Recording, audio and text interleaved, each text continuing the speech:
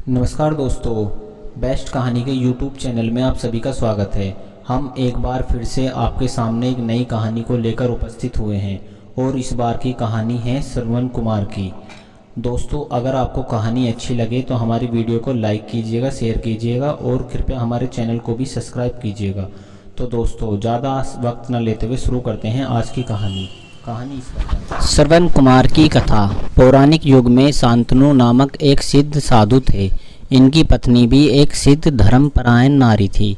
कहानी उस समय की है जब शांतनु और उनकी पत्नी बहुत वृद्ध हो चुके थे और उनकी आंखों की रोशनी भी चली गई थी। इन दोनों का एक पुत्र था जिसका नाम श्रवण कुमार था। श्रवण कुमार बहुत ही सरल स्वभाव का व्यक्ति था। माता पिता के लिए उसके मन में बहुत प्रेम एवं श्रद्धा थी। वो दिन रात अपने माता पिता की सेवा करता था। अपने माता पिता का बच्चों की तरह लालन पालन करता था। उसके माता पिता भी स्वयं को गौरवशाली महसूस करते थे और अपने पुत्र को दिन रात हजारों दुआएं देते थे। कई बार दोनों एक दूसरे से कहते थे कि हम कितने धन्य हैं कि हमें श्रवण कुमार जैसा मातृ भक्त पुत्र मिला है, जिसने स्वयं के बारे में न सोचकर अपना पूरा जीवन वृद्ध नेत्रहीन माता पिता की सेवा में लगा दिया। इसकी जगह कोई अन्य होता तो विवाह के बाद केवल स्वयं का हित सोचता और बूढ़े नेत्रहीन माता पिता को कहीं छोड़ आता और खुशी से अपना जीवन व्यापन करता। उनकी ये बातें श्रवण ने सुन ली। उसने अपने माता पिता से कहा कि मैं कुछ भी भिन्न नहीं कर रहा हूँ, यह मेरा कर्तव्य है। जब मैं छोटा था तब आपने मुझे इससे भी ज़्यादा अच्छा जीवन दिया और अब मुझे यह सौभाग्य प्राप्त हुआ है कि मैं आपकी सेवा करूं। आप दोनों को जो भी इच्छा रखते हैं मुझे कहें, मैं उन्हें अवश्य पूरा करूंगा। तब शांतनु और उसकी पत्नी कहते हैं, हे पुत्र श्रवण, हम दोनों की आयु बहुत हो चुकी है। अब जीवन का कोई भरोसा नहीं है। किसी भी समय हमारी आंखें बंद हो सकती हैं।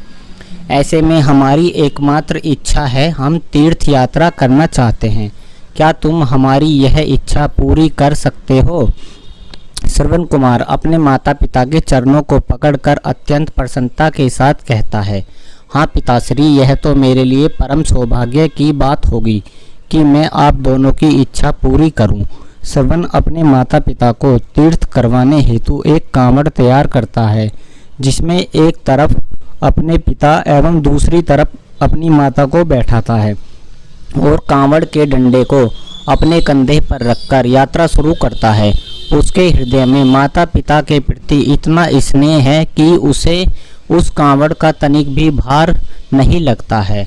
अपने पुत्र के इस कार्य से माता पिता का मन प्रसन्नता से भर उठता है और वे पूरे रास्ते अपने पुत्र श्रवण को दुआएं देते चलते हैं। तीर्थ करते समय जब वे तीनों अयोध्या नगरी पहुंचते हैं तब माता पिता श्रवण से कहते हैं कि उन्हें प्यास लगी है।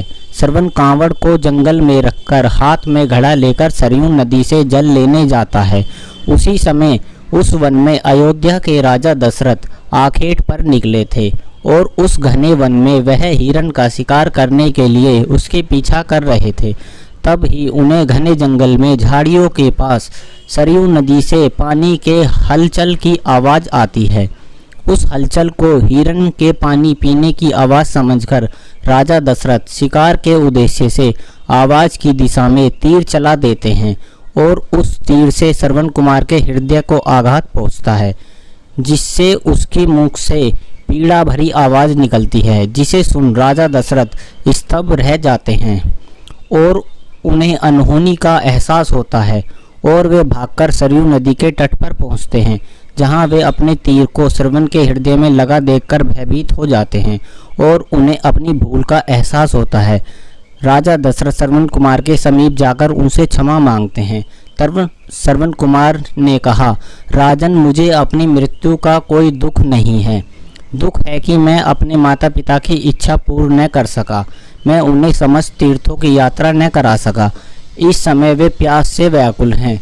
कृपया कर आप इस कलश में पानी भरकर उनकी प्यास बुझा दीजिए।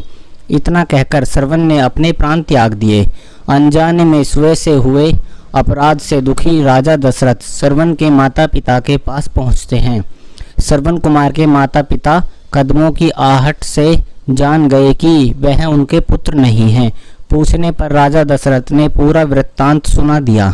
अपने पुत्र की मृत्यु का समाचार सुनकर माता पिता विलाप करने लगे और उन्होंने राजा दशरथ को श्राप दिया कि जैसे हमें अपने पुत्र वियोग में प्राण त्याग रहे हैं, वैसे ही एक दिन तुम भी अपने पुत्र वियोग में तड़प तड़प कर मरोगे। इस श्राप के कारण राजा दशरथ को तब पुत्र वियोग भोगना पड़ा जब मर्यादा पुरुषोत्तम श्री राम 14 वर्ष के वनवास के लिए वन चले गए। अंतिम समय में राजा दशरथ को श्रवण कुमार के माता पिता का श्राप याद आ रहा था। पुत्र वियोग में तड़पते हुए राजा दशरथ ने भी अपने प्राण त्यागे थे। इस कहानी से हमें यह शिक्षा मिलती है कि बिना सोचे समझे कार्य करना आपको गलती का पात्र बना देता है और आप ना चाहते हुए भी दूसरों के दुख का कारण बन जाते हैं। यह थी श्रवण कुमार की कहानी। अपने माता पिता की भक्ति के कारण ही श्रवण कुमार पुराणों में जीवित है। श्रवण कुमार सदैव अपनी मातृभक्ति के लिए जाने जाते हैं। उन्हीं की कहानी सुनाकर माता पिता अपने बच्चे को संस्कारित करते हैं। दोस्तों, आपको कहानी अच्छी लगी हो तो वीडियो को लाइक कीजिएगा, शेयर कीजिएगा, कमेंट कीजिएगा और हमारे चैनल को भी सब्सक्राइब कीजिएगा। धन्यवाद।